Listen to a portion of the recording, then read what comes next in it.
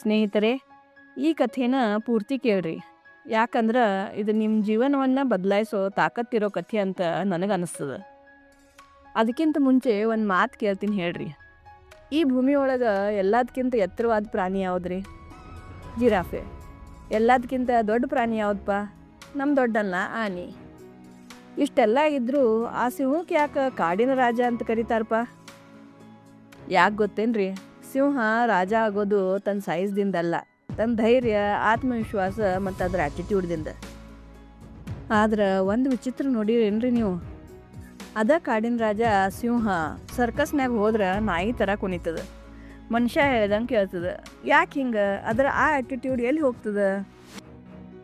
ಇವತ್ತಿನ ಕಥೆಯೊಳಗೆ ಆ ಸಿಂಹ ರಾಜನ ಹೆಂಗೆ ಮನಸ್ತಾರ ನೋಡ್ರಿ. ಮನುಷ್ಯರಿಗೆ ಪೂರ್ತಿ ಬೆಳೆದಿದ್ದು ದೊಡ್ಡ ಸಿಂಹನ ಪಳಗಿಸೋಕ್ಕಾಗಂಗಿಲ್ಲ. ಅದಕ್ಕೆ ಅವ್ರು ಏನು ಮಾಡ್ತಾರಂದ್ರೆ ಒಂದು ಸಿಂಹದ ಮರಿನ ಹಿಡಿತಾರೆ. ಕಾಡಿನೊಳಗೆ ಒಂದು ದೊಡ್ಡ ತೆಗ್ಗ ತೆಗಿತಾರೆ.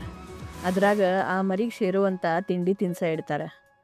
ಆ ತೆಗ್ಗ ಹೆಂಗಿರ್ತದಂದ್ರೆ ಒಮ್ಮೆ ಮರಿ ಒಳಗೆ ಬಿತ್ತಂದ್ರೆ ಮುಗೀತು, ಅದಕ್ಕೆ ತಾನಾಗೆ ಮ್ಯಾಲೆ ಬರೋಕ್ಕಾಗೋದಿಲ್ಲ. ಆ ಮರಿ ಆ ತೆಗ್ಗಿನಾಗ ಬಿದ್ದ ಮೇಲೆ ಹೊರಗೆ ಬರೋಕೆ ತನ್ನ ಮೈಯಾಗಿದ್ದು ಎಲ್ಲ ಶಕ್ತಿ ಹಾಕಿ ಹೋರಾಡ್ತದೆ. ಜಿಗಿತದ, ಉಗುರಿನಿಂದ ಕೆರಿತದ, ಗರ್ಜಿಸ್ತದ. ಆದರೆ ಹೊರಗೆ ಬರೋಕ್ಕಂತೂ ಆಗಂಗಿಲ್ಲ. ಆಮೇಲೆ 2 ದಿನ ಅದಕ್ಕೆ ಊಟ ಇಲ್ದ ನೀರಿಲ್ದ ಇಡ್ತಾರೆ. ಮೈಯಾಗಿದ್ದ ಶಕ್ತಿ ಎಲ್ಲ ಅಡಿಗೆ ಹೋಗ್ತದೆ. 3ನೇ ದಿನ ಮನುಷ್ಯರು ಅದಕ್ಕೆ ಸ್ವಲ್ಪ ನೀರು ಕೊಡ್ತಾರೆ.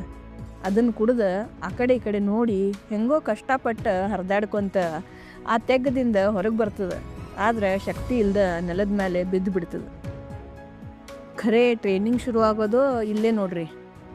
ಈಗ ಮನುಷ್ಯರು ಏನು ಮಾಡ್ತಾರಂದ್ರೆ ಆ ಮರಿ ಕಾಲಿಗೆ ಒಂದು ಭಾರಿ ತೂಕದ ಕಬ್ಬಿಣದ ಸರಪಳಿ ಕಟ್ತಾರೆ. ಅದನ್ನು ಒಂದು ಮರಕ್ಕೆ ಬಿಗಿತಾರೆ. ಮುಂದೆ ಅದಕ್ಕೆ ಸರಿಯಾಗಿ ಊಟ ನೀರು ಕೊಡ್ತಾರೆ. ಮರಿಗೆ ಸ್ವಲ್ಪ ಶಕ್ತಿ ಬಂದ್ರೆ ಸಾಕು, ಅದು ಓಡಿ ಹೋಗಕ್ಕೆ ಟ್ರೈ ಮಾಡ್ತದೆ. ಎಷ್ಟ ಅಂದರೂ ಸಿಂಹದ ಮರಿ ಅಲ್ಲೇನ್ರಿ? ಆದ್ರೆ ಯಾವಾಗ ಆ ಸರಪಳಿ ಜಗ್ತದೋ ಅದ್ರ ಕಾಲಿಗೆ ಪೆಟ್ಟಾಗಿ ರಕ್ತ ಬರೋಕ್ಕೆ ಶುರು ಆಗ್ತದೆ. 1 ಸರಿ ಅಲ್ಲ, 10 ಸರಿ ಅಲ್ಲ, ಪ್ರತಿ ಸರಿ ಪ್ರಯತ್ನ ಮಾಡಿದಾಗೂ ಅದಕ್ಕೆ ಭಾರಿ ನೋವಾಗ್ತದೆ. ಕೊನೆಗೆ ಆ ಸಿಂಹದ ಮರಿ ಪ್ರಯತ್ನ ಮಾಡೋದನ್ನು ಬಿಟ್ಬಿಡ್ತದೆ. ಮತ್ತೆ 2 ದಿನ ಉಪವಾಸ ಹಾಕ್ತಾರೆ. ಆಮೇಲೆ ತಿಂಡಿ ಹಾಕ್ತಾರೆ. ಈ ಸಲನೂ ಅದು ತಪ್ಪಿಸ್ಕೊಳಕ್ಕೆ ಹೋದಾಗ ಆ ಹಳೆ ಗಾಯದ ಮೇಲೆ ಮತ್ತೆ ನೋವಾಗ್ತದೆ.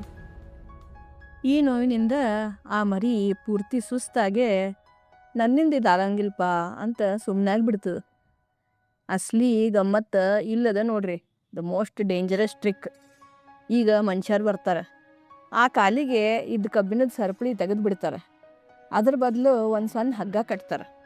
ಆ ಹಗ್ಗ ಎಂಥದಂದ್ರೆ ಆ ಮರಿ ಸುಮ್ಮನೆ ಕಾಲು ಕೆಡವಿದ್ರೂ ಹರಿದು ಹೋಗ್ತದೆ. ಆದ್ರೆ ಆಶ್ಚರ್ಯ ಅಂದ್ರೆ ಈ ಸಲ ಆ ಮರಿ ಓಡಿ ಹೋಗೋ ಪ್ರಯತ್ನನೇ ಮಾಡಂಗಿಲ್ಲ. ಯಾಕೆ ಗೊತ್ತೇನ್ರಿ? ಅದ್ರ ತಲೆಯೊಳಗೆ ಆ ಕಬ್ಬಿಣದ ಸರಪಳಿ ಇನ್ನೂ ಹಂಗೆ ಐತಿ. ನಾನು ಹೋದ್ರೆ ಮತ್ತೆ ನೋವಾಗ್ತದೆ ಅನ್ನೋ ನಂಬಿಕೆ ಅದ್ರ ಮನಸ್ಸಿನಾಗ ಗಟ್ಟಿಯಾಗಿ ಕೂತು ಬಿಟ್ಟೈತಿ.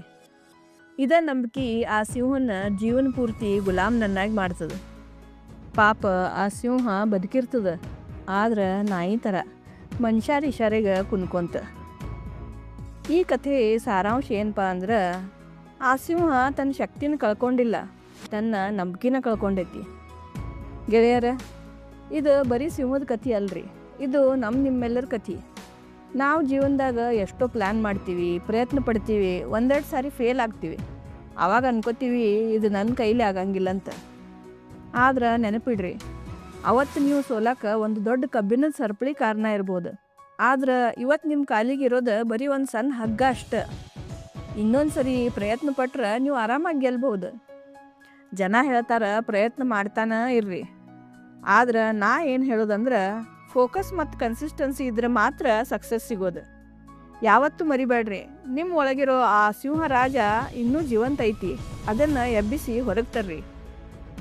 ನಿಮ್ಮ ಮನಸ್ಸಿನಾಗಿರೋ ಆ ಹಳೆ ಕಬ್ಬಿಣದ ಸರಪಳಿ ಯಾವುದಂತ ನೀವು ಫೈಂಡ್ ಔಟ್ ಮಾಡಿರಿ.